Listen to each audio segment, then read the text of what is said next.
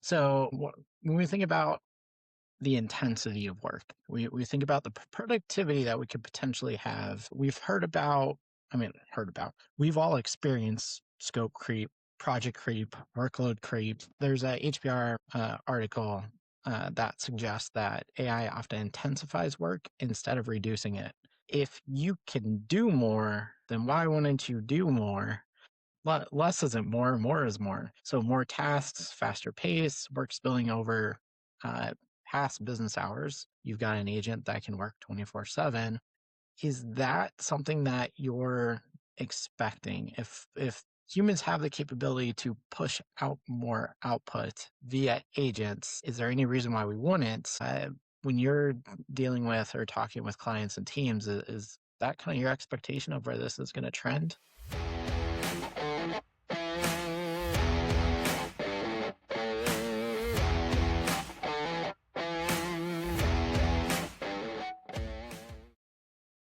Welcome to the Wired Garages Pops. We have Matt Coatney back here to discuss how AI has evolved. We were just talking, I think he's been here about a month ago, 6 weeks ago, talking about AI, and it's changed already.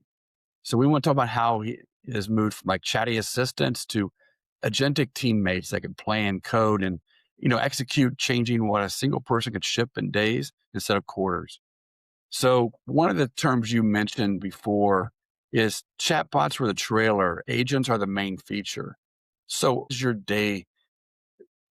day-to-day work changed in the last year with like Codex and Claude's coding Yeah. capabilities? Yeah. And I'll speak to it both as a hobbyist slash hack that's no longer an active software developer, but also talk about it more as I'm viewing it from sort of leadership and management and how I'm thinking about it in terms of my organization and teams. But yeah, I'm someone who grew up as a software developer and loved coding, but found my way by happenstance into more of a management kind of role. But I've always stayed pretty close to the tech and pretty comfortable writing code. So when I say that about the chatbots and such, is it wasn't that long ago. Just a year ago, I was working on a project where I was building a web front end and a database on the back end. And I used at that time, I think it was GitHub Copilot. And then I started using a little bit of Codex, but I was using it as exactly that. I'd ask it to help write a routine or maybe help review a class, fix a bug.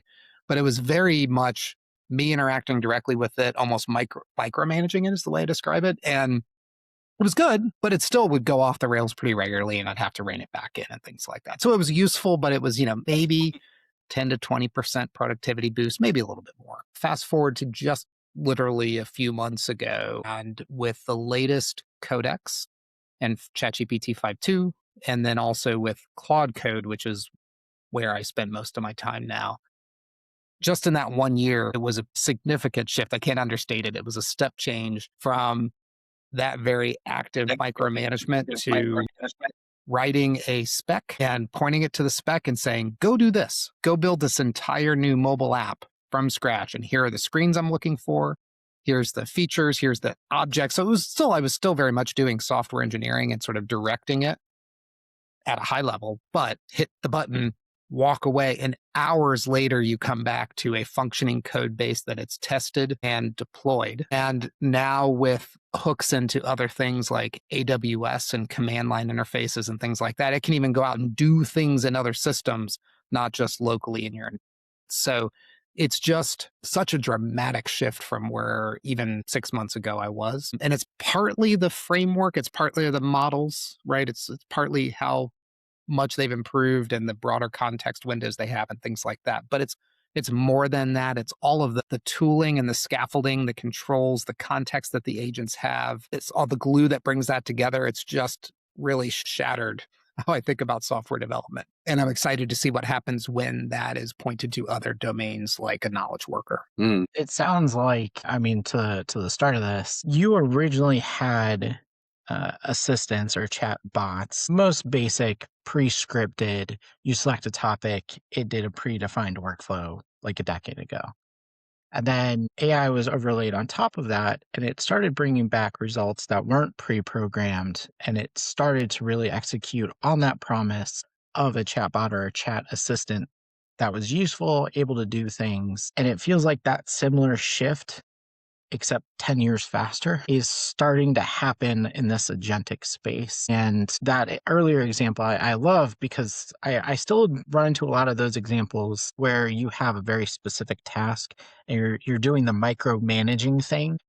And I love the example that you called out about having a spec, similar to how you might manage a person. Instead of telling a person, go create the CSS pop up because we need it for marketing or something, here's the outcome, here's what I need to accomplish, here's the things that I need, then go conquer. I'm curious, on the edge cases with some of that development, did it have the wisdom to kind of figure out the edge cases, or is that something you still need to put in?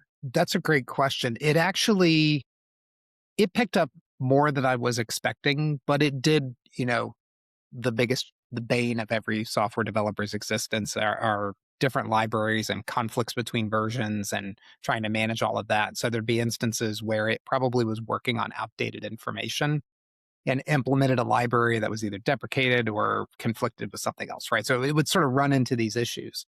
And it wasn't smart enough out of the gate to recognize that and fix it right away. Not all of them, at least. But what blew my mind, this happened just the other day where I was dealing with a bug in a mobile app and uploading video or something like that, right? And I ended up reporting the issue. And it ended up going into the GitHub repository for the library that was failing, reading the documentation, identifying the PRs and the issue logs, coalescing all that, identifying what the issue was, and implementing it. That's wild. So Wow. it was eye opening. And the other thing that I don't think gets enough press or in the hype and such is the thing I think people miss is you could define or design everything to the nth degree. But one of the advantages of leveraging the body of work that all this stuff has been trained on is don't fill in the gaps. Let it be a little creative. Don't give it so many constraints. And on like the design front, which I am not a designer, do not have a graphic design bone in my body. I didn't try to over engineer that. I just let it sort of pick. I gave it a theme or a sense, and it actually did a really good job. At least I liked what it produced better than I'm sure I could have. Well, that's what matters, right? You're the customer there. So what kind of problems then? Kind of giving that framing, what kind of problems would you say are a good fit for agentic? Yeah. Something where it's maybe you could do it with a person and a swarm of agents versus a bunch of teams in a quarter of Mhm. time. Yeah, it's a great question. Before we go there, just a quick shout out. All of my recent experience in agentic AI came through a conversation I had with another CIO, Kaylin Howell, who is humbling. Like, I thought I was doing pretty good with working with AI and I have a background in all that. And then I talked to him and I'm like, okay, it's back to the drawing board because he was 10 steps past where I was. But it opened my eyes to the capabilities and sort of led to a lot of what we found. So, yeah, I think the use cases, there's an article I sent you guys beforehand from the CEO and co-founder at Notion, which is like a knowledge capture kind of platform. And he had a great point where I'll flip the counterfactual. So he pointed out that one of the biggest challenges with knowledge work is that it's two things. One is that knowledge workers use a bunch of different tools that are antiquated and silos and don't talk to each other. And they work with data that's largely not just unstructured, but unorganized and disorganized and not properly sort of captured to be able to be used by systems. So if you take that on its head, then why I think coding has been such a great early use case is because it had those two things. It had tools that stitch together via APIs and command line interfaces and things like that. And then it had data relatively structured and understood where things were. So I think that those are really the two criteria I think of. And then you can sort of riff on that to think, okay, probably most operational work that goes on in organizations around business process, invoicing, expense reports, these kinds of things that if the systems support them, if there's integration for those, there's a lot that you can do in that space just to help sort of cut down the noise and let folks focus on the exceptions and not the just normal hum of day to day. Certainly like sales, marketing, copywriting, like the kinds of traditional things that we thought of where the chatbots were good because it's be able to speak in language. I think it does very good if you take that a step further and amp that up. Now, that then, of course, can lead to abuse and a bunch of just spam and junk that's out there if it's not done well. But that's a use case I've seen work well. So where do you absolutely not trust these tools? Like, what are your no-go zones? Yeah, I'll start with the obvious and then maybe to the more nuanced. Anything that's HR, you know, performance, hiring, things like that. It's well documented that there's quite a bit of bias that's absorbed in the tools that can be very difficult to sort of pin down or to handle. So it's just better not to have those involved there. So that's an obvious one. Anything where there is a ground truth that you have to have the correct answer on. And in the law firm case, it's things like legal citations, understanding of case law, citing the patents, anything where that precision absolutely matters. You're dealing with a non-deterministic prediction machine, not the best use case for something where you need a deterministic answer. They're great as a co-pilot, but I wouldn't use them in like that case of trying to write a brief with all the sites. It just doesn't do a good job. But I think, the more nuanced of it is not every activity that could be automated should be. So I talked about this last time too, like just start with asking the question, like, why are we doing this in the first place? Is the easier answer to just be stop doing the thing instead of trying to put a group of agents on it? And even if we can do it with that, is there an ethical reason from from a giving quality work to people and not taking quality work away from people? Like there's a human element to this that I think we're just all now starting to wrestle with. So I think one of the articles you sent us to read over before we was prepping for this was like Ethan Mollick, and he argued that AI agents have gotten rather good and we're underestimating what happens when you chain and orchestrate them. Do you agree that this is a true inflection point? Based on what I've seen in the last few months, yes. I don't He think also frames them as a superpower, like frames, with skills like prompt design, delegate oversight across AI systems. What does the AI management actually look like in practice? Yeah, that's what I love. I think more managers should get smarter with these tools sooner because so far from what I've seen, the exact same skills that I use to manage a person or a team or a project, I use to manage AI. Outside of the psychological or emotional side of things, everything else, just sort of practical task based, is the same. So the same skills, being crisp on your definitions, being clear, articulate, delegating well, checking in, asking for progress, asking it to make a plan first before you just go off and do something. Like, do you understand the requirements kind of questions? I think those are all great skills that are transferable between the two. And the other aspect of that, which I am a big proponent of, something called situational leadership, where you understand the capabilities of not just the individual, but the individual on a particular set of tasks. And the way that you manage the person, or in this case, the agent, depends on where they are on that maturity curve. Do they need handholding, or are they able to run with things more regularly, more quickly, and just sort of let them go and you provide support? So sort of where are they on that maturity curve for a specific task? And I think that's the same pitfall we fall into when we're managing people. It's like, oh, they're a rock star. They've nailed the last 10 things, and you give them a new assignment and they just fall flat on their face. And you're like, what happened? It's because they'd never done that before. They didn't understand the assignment. They didn't know what was being asked. And so I think the same applies with AI agents too. They can be great in some areas and then fall flat in others. That's interesting. I wonder if you'll have a senior agent that's on a team and it goes through that path. Yes. Congratulations, you are now a principal That's AI right. agent. When you think about failure modes of agents that are worrying, we talked about hallucinations. We talked about some of the use cases. I think we've seen in the news some things around security. I'm sure you're familiar with I think it's Maltbot. Maltbook and I think it's Maltbot. called. Yeah. Yeah, Maltbook. Essentially, one of the dependencies with the agents actually led to a staged installation. And at the last step, it was malware. And it was a super popular agent. What kind of things around that kind of worry you? What are you paying attention to when it comes to risk around these agents? Yeah, it's a great question. And I think cyber security and vulnerabilities it's an area that we all should be worried about, both for the obvious, but also the non-obvious impacts of it. On the obvious sides, as you point out, yes, like the algorithms aren't necessarily, or the large language models aren't necessarily built to be the most robust and most secure.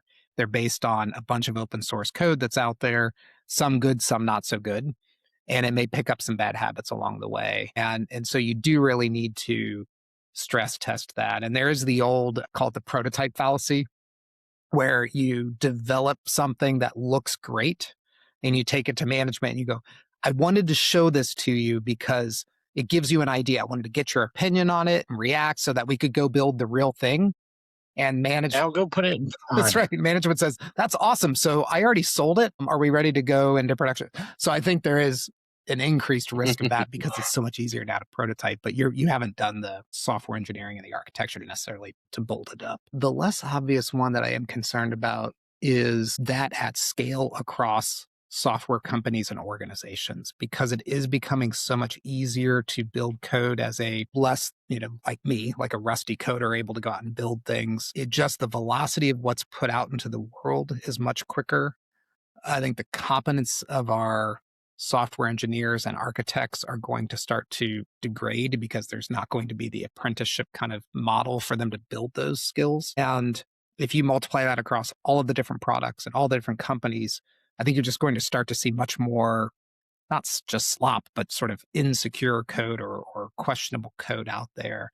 And it's just going to continue to multiply. So that is a real concern I think we need to sort of wrestle with as an enterprise. Yeah, I think that's an excellent call out. If you don't use it, you lose it. You got to keep those skills sharp. There was a interesting article. You mentioned this one earlier with Notion CEO, infinite minds in organizational steel. There is this concept of the Gilded Age, the digital age. Steel led to the Gilded Age. We have the semiconductor that led to the digital age and is that miracle material that allowed us to advance and allowed us to grow. Does that resonate with you? AI, agentic, etc. Does this feel like we're starting to shift into something different, like a completely different material? Maybe that's what NVIDIA's got going with their networking, etc., and their SI with all their GPUs. What are your thoughts on that? Yeah, I think, This like the next yeah, big thing. yes. And I've always been, I've always been a techno optimist and an AI optimist from decades ago. And I never imagine it's slow. It's like the old joke about how do you go bankrupt slowly, then very quickly. So it's, Let me do some trading for you. I'll show you how. yeah, Give me $1 billion. I'll make you a millionaire if you give me $1 billion. yes. Oh, and by the way, yes, if you want to lose a lot of money, have an agent start trading for you. That's a great way to lose money also. Agent AI or human agent, your choice. So Capital yeah, too. yeah, I do think we're at an inflection point, and it's when I've seen what's capable in a few short years since this all sort of hit the mainstream, and the amount of money and innovation that's going into it, and the continued progress. Even if we stopped progress today and just adopted what we have, that would be Mhm. transformational. And I don't see the progress slowing down anytime soon. So I think for any kind of knowledge work, which is what, a 70-80% of the most advanced economies these days, like all of that is not at risk, but certainly disrupted. Management structures, organizational approaches, the sizes of companies, the roles people have, I think it's all early enough where we don't really know where all that's going to land, but certainly looking at it, you're saying, okay, this is real. Market hype aside and sort of stock speculation aside, I think there's a lot of real here that won't slow down. I wonder if we were to play this out and fast forward many decades. Right now, it seems like the fuel for this is knowledge.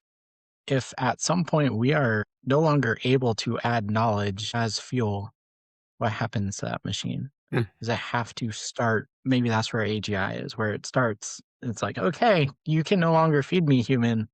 I'm going to keep learning on my own. Thanks for everything. So long, and thanks for all the fish. Yeah. Yeah. I just wonder. And I wonder how quantum, and maybe that's something we talk about later, but how quantum will exponentially just change everything. Basically, the plutonium, whereas we're just using gas Yeah. today. Yeah. yes to all that. I think with the data sort of knowledge training sort of conundrum there, the current models are a bit fragile on this, where there's this weird thing that happens when if they're fed artificial data, meaning data that another AI has produced. If you do that enough iterations, it's like the old photocopy problem. Eventually it becomes worthless. Even when the writing or the image or whatever that's being artificially created looks to us to be indistinguishable from something a human would create. So there is that sort of model feedback loop thing that would have to be solved for, but that to me feels like a solvable problem. I don't think that's long term going to be a significant impediment to that.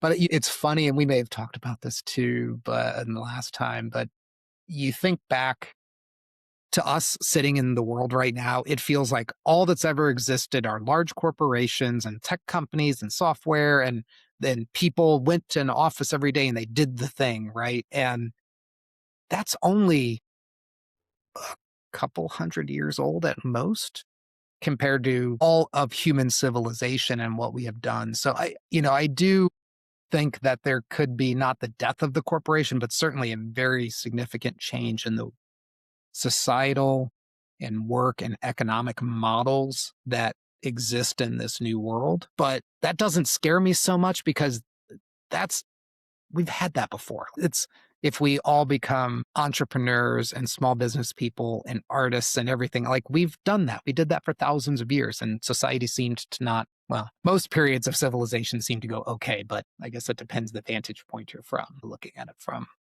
So yeah, it is, but I do in the short run, I do worry a lot about job displacement, like real job displacement, role displacement. There's a real legitimate fear there. And I've got young kids that are getting ready to head off to college soon or are in college. And that's like, how do you equip them other than what I've always said, which is general purpose, critical thinking, learning, problem solving. These are universal skills and they would become applicable even in an AI centric world. Be a dentist. Or be a dentist. Yeah.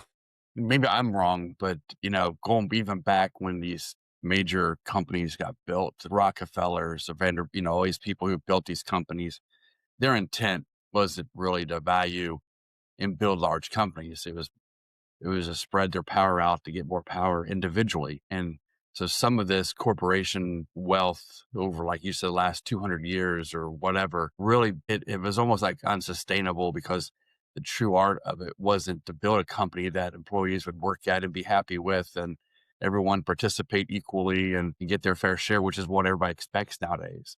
You know, it's just not the way it is. And it gets back to individualism again. It gets back to, what have you done lately? And I don't know, it's a struggle. I struggle with, government assistance versus, if there's no jobs, then what other choices do you have? So it's almost like you're sometimes being cornered into some type of reliance on some of these, Mhm. these things. I don't know. It's going to be weird. And, the next set of generations of what we're leaving our kids, it's going to be kind of weird. But so Notion CEO, getting back on the Yeah. topic, also warned that we're like still in that water wheel phase, right? That we're just bolting chatbots onto human workflows. Do you agree with that statement? 100%. Yes. Yes. All over the place. Right. And it's really, really hard to break free of that mindset. If you look at the world of just knowledge work or back office operations today, every request is coming in through as an email and it's coming into some shared mailbox or an individual, and that individual's acting on it and then responding back and play. There's all of that is the way that humans worked with humans. And now we're Mm-hmm. sort of bolting in agents to work with humans in the language we're used to. And eventually that agent's going to talk to another agent again in the language that we're used to talking. So at some point you're like, why is an agent sending an email to another agent who's acting like, why are we doing any of that? Right. And so I do think that, and that's just one small example, but I think the way we organize, back to companies, the way we organize teams, um, I think we need to really question the assumptions that are used to build those and think about it from first principles. The other thing I'll add on that just quickly is that trying to kind of how to say it. So the thing that I'm finding people having success in this new world. So this is not everybody And there's what we talked about, the job risk and things like that. I think the people that are navigating their way well, and the way organizations or teams are working together, it's just a much looser configuration. It's much more hybrid. It's more project based and task based, and you can pull resources in from your internal organization, from a freelance team, from technology and agents. The person that can orchestrate all that, I think that's, you mentioned earlier about superpower. That is the superpower, is to be able to organize resources around you to be effective and deliver on outcomes, which is really sort of the definition of an entrepreneur. So I think we're all trending toward being more entrepreneurial, or being just outright entrepreneurs. Yeah. So determining whether AI becomes steel or just another dusty tool, what are the hidden prerequisites for that? Data hygiene, governance, culture? Yeah, yeah.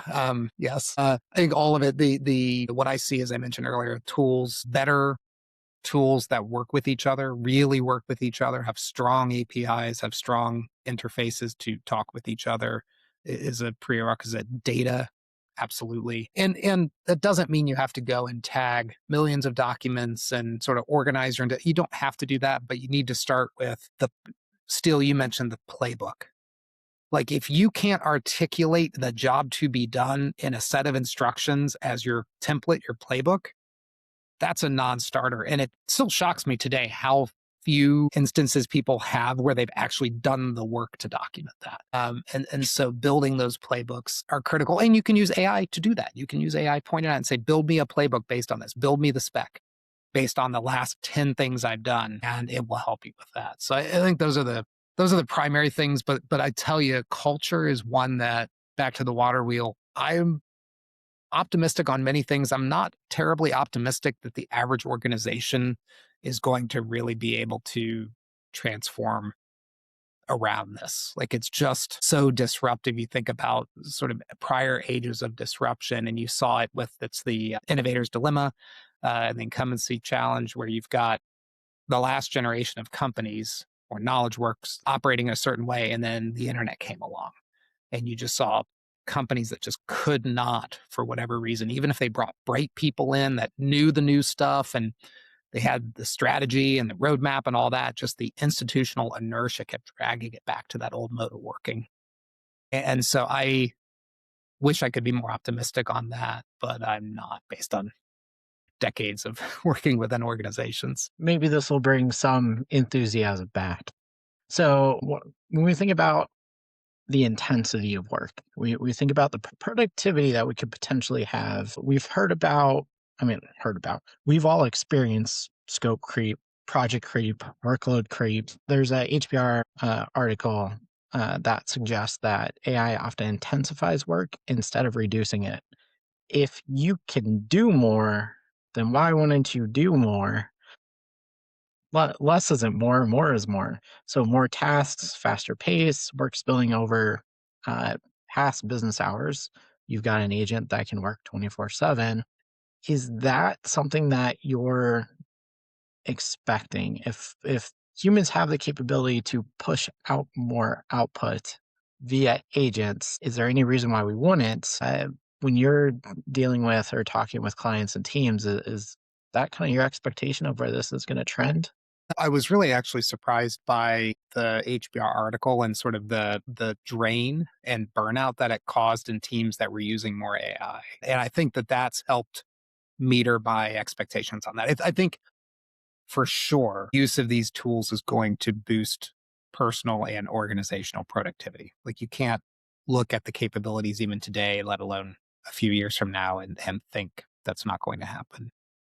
But I agree, it has to be balanced with work life integration and just sanity, our own sanity. Like, we are not great multitaskers. We are not great at juggling a lot of things at once, projects and so forth. And we just tend to cognitively break down. So I think two things happen. One is, yes, we need to put some personal guardrails in place. And I've found this too, where I'm like, okay, put the laptop down, go to bed, take a break, talk to your kids. Like, I had to step back because it's so enticing, especially as a technologist. I just love, like, I get so excited about it. So we do need to put some of that gap in place. But the other thing to think about that we should all be thinking about how to have our agents do this is, why are we in the loop managing our agents? Why are we doing that all? What kind of, similar to how a new manager always sort of micromanages and burns themselves out because they're just spread way too thin? Like, what kind of systems, controls, checkpoints can you put in that let the things fire away and do their work without you constantly coming back and checking on them or revalidating the work? So thinking about what kind of frameworks you can use, I think, will help manage the burnout and sort of still get the productivity without the downsides, or as many of the downsides. What do you guys think? Is that a doable ask? So I think burnout is interesting. And if you apply it to coding and software development that is happening and is going to happen, even with your specific examples, you created a spec, you told AI to go do. How was your code review? How many lines of code did it write? And then did you review that code? And is the future going to be, let's say there's 10,000 lines, 20,000 lines, a million lines of code. One day you're pointing it and say, hey, go create Grand Theft Auto 7. Are you going to review a million lines of code? Probably not. There's one, burnout. Two, how feasible is that going to be for a human team? And then can you trust AI or a different AI to go in and review that code? That's just the example that comes to my mind in how, one, things are shifting. They're no longer staying the same. And you're going to have a need for some different mechanism to do the things we used to do in a way that you can still trust it, or somehow slow down that assembly line so that you can have that human in the loop at some point, or human at the end of the product, whatever you want to call it, doing the approval, which could be one thing leading up to burnout. And the other thing that you mentioned that could be leading up to burnout, I think this is mentioned also in that article, is if you have AI that has knowledge and it knows how to do the things, could you have people stepping into other roles or cross skilling without having to have that knowledge? And is that something that we consider healthy, or is that going to lead to burnout? So if you got somebody who isn't familiar with that space and now they're responsible for it and they're using AI for all the knowledge, seems like to me that would be a path to burnout. Or you're not able to set the spec, to use that example, the way it needs to be done. And so it'd be really difficult, even if you had AI helping you, if you're stepping into that role you weren't prepared for. Yeah, yeah. It's. I think it can cut both ways. To your point, in the article, one of the examples that was burning out the engineering team, and I've experienced this too, is explaining to non-engineers why the thing they prototyped in an hour is not production ready, right? Like, so just patiently educating on why software is more than a pretty box that you click on and then done. And so there is definitely, like, there's some element of that where if you get too far over your skis, it's going the analogy, like, you could get into trouble there. At the same time, though, like, I think one of the most powerful aspects of these technologies, it's empowering people that may not have had this access to the skills, to the voice, to the resources to be able to have a fair shot, sort of back to the robber barons and sort of the class system that's been built around that. So I do think there is, I'm not one who is trying to defend the old guard of, like, we are this esteemed institution, you have to go to 20 years of education in order to do da, da, da.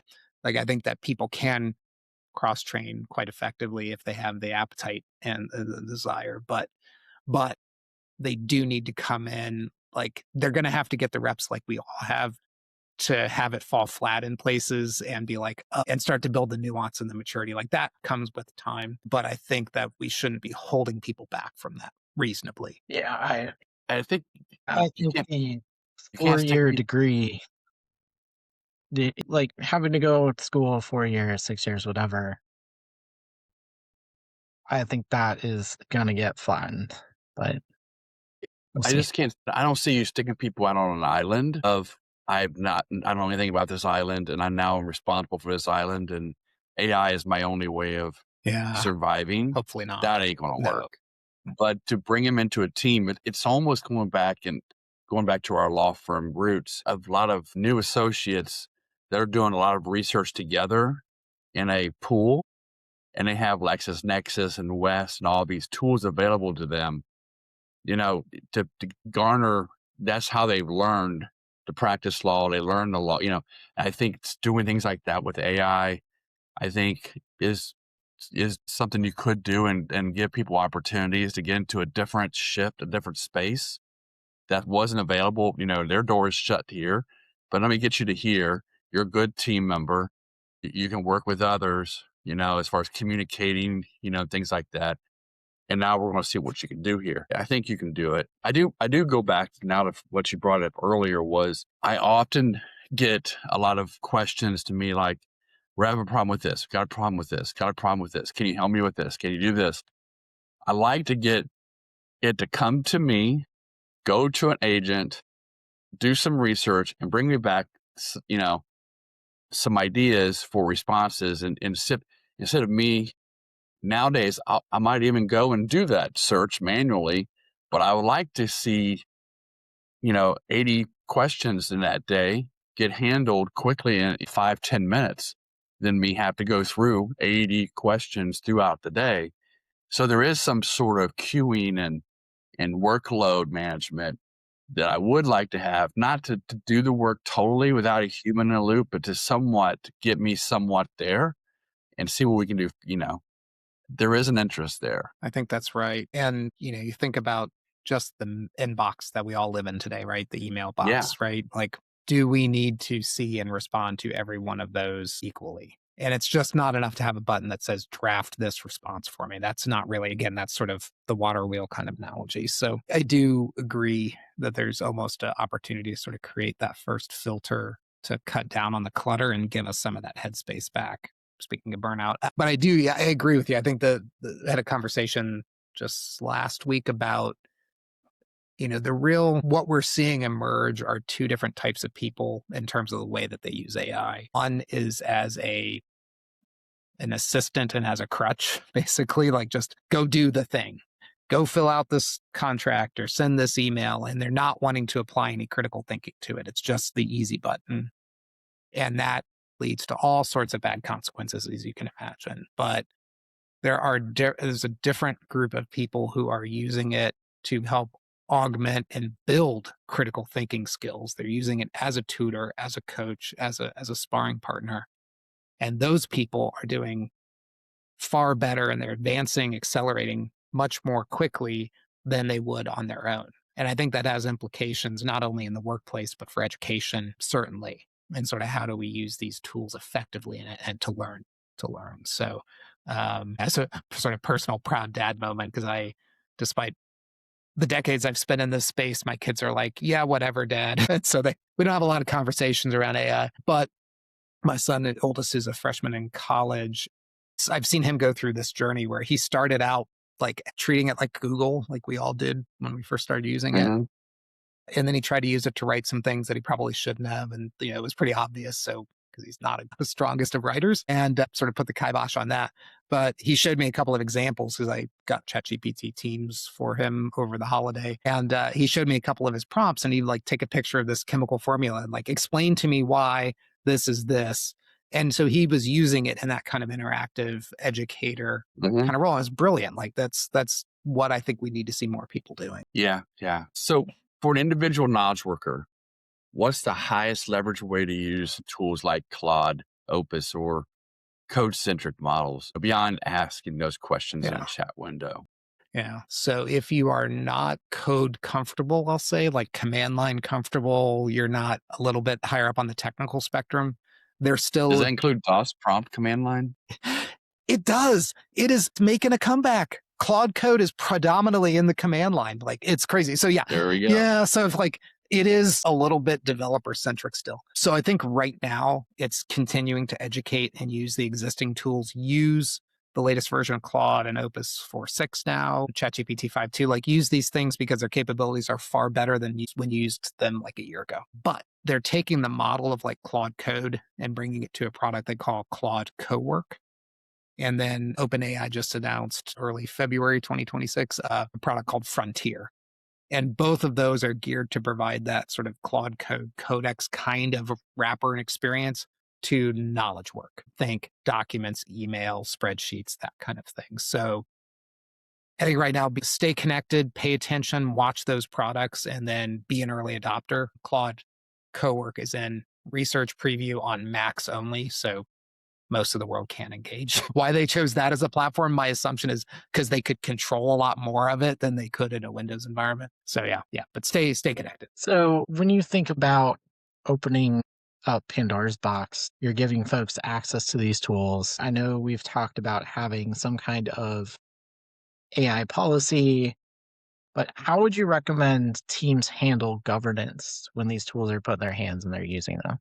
Yeah, I've described it as like an hourglass. The top part of the hourglass needs to be management providing some basic guardrails, monitoring, usage policies, you point out, best practices. Like they're just providing high level guidance to prevent people from shooting, or at least minimizing the risk of them shooting themselves in the foot. But I think there is a risk of over governing or over restricting. So the bottom half of that hourglass is empowering people with the tools, with appropriate constraints and education to go experiment and see what's out there. So I think you have to sort of do both. I think that is a pretty reasonable, pretty practical approach. At least then all the really important things get covered, and then you can kind of figure out the rest on the bottom. What skills, and I think critical thinking and maybe a class in patent right or copyright law, what skills should people be investing in now, technical or otherwise, so they're not just using AI, but actually becoming effective with it, and they're using it to orchestrate some of their day? Yeah. So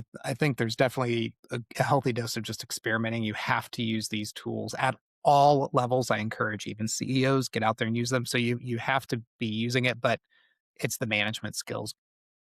Go take a class on people management, understand negotiation, understand requirements and business analysis. Like these are all fundamental skills that translate 100% into the AI world. Sure, I'm beating a dead horse on this one, but yeah, keep at it.